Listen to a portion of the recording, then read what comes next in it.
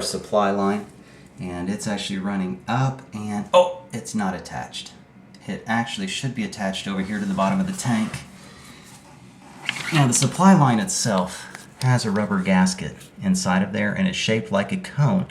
So if your cone is in good shape, this is a brand new one, you're fine. It's threaded and it has these finger tight like a garden hose. You just screw it on. So we are just going to do that right now. Get comfortable here. Make sure you thread it. Just take your time and thread it, because you don't want to misalign and damage the threads of the tank. You do not need to put Teflon tape on this connection. You can if you want, but you don't have to. I don't. Never had one come back and leak because I forgot to put Teflon or T+2. Now I am just hand tightening this. That's all you need to do. You don't need to grab pliers and do anything to it. It's hand tight only. Alright, there. Now, it really quite slowly. Okay? Now, it's all the way open right there. I'm actually going to take it. You see if this was, what is that, 5 and 10 or 10 and 4? I'm going to turn that back 11, 12, 1, 2. That's about 1/4 of a turn. And I'm just going to turn it back that way a little bit because the packing that's in this sleeve actually give it a little bit of a rest to keep the water from dripping out from here. Now while I'm right here, I'm looking at this supply line. It's dry. I'm going to take my fingers and I'm running over that. This is dry. I'm going to look in here at my tank bolts for any type of water. It appears to be that that's been installed correctly. I'm looking at the flange in the middle. That's the big rubber gasket there in the middle.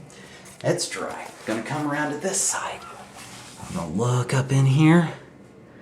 That tank bolt appears to be dry. I'll look underneath for any water that could be coming out.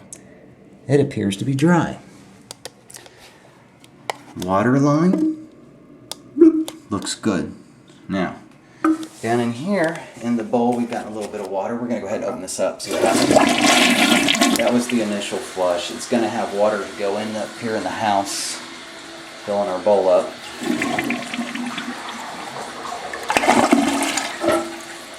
Great. Now we're going to check with our fingers down here on the ground for any water. All appears to be nice and dry. Good. This is filling up again nicely. Might need a screwdriver to get that to open up.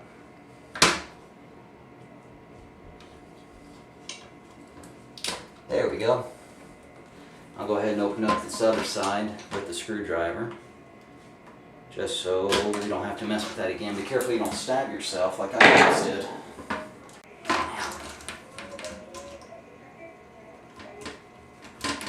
Just wiggle, wiggle, wiggle.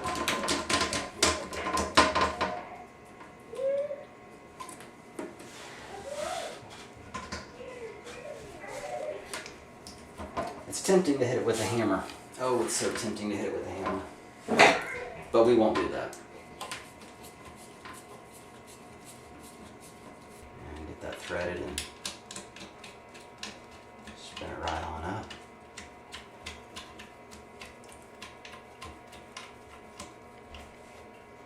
I haven't spent this much time on a commode since I ate something that didn't agree with me. I don't know if I should share that with you. Is that TMI? Too much information. Alright. I'm using the flathead screwdriver here in the slot on top of that to keep it from spinning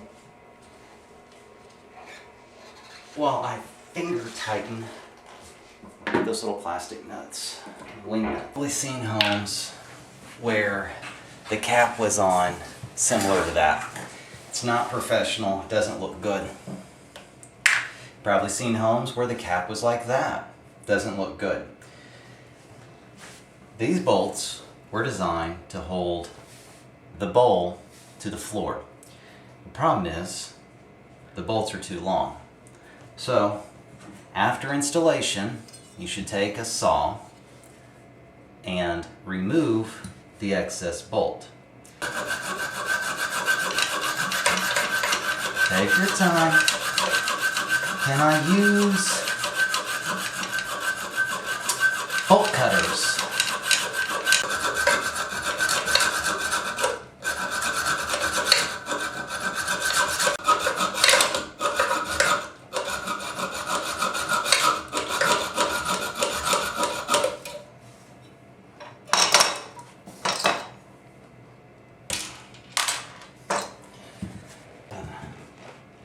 Well, in this case, a little sponge, since that's what I got handy.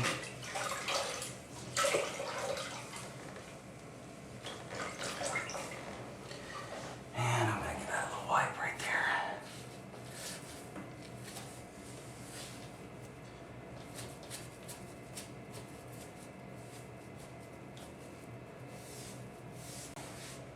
Now we got to cut off.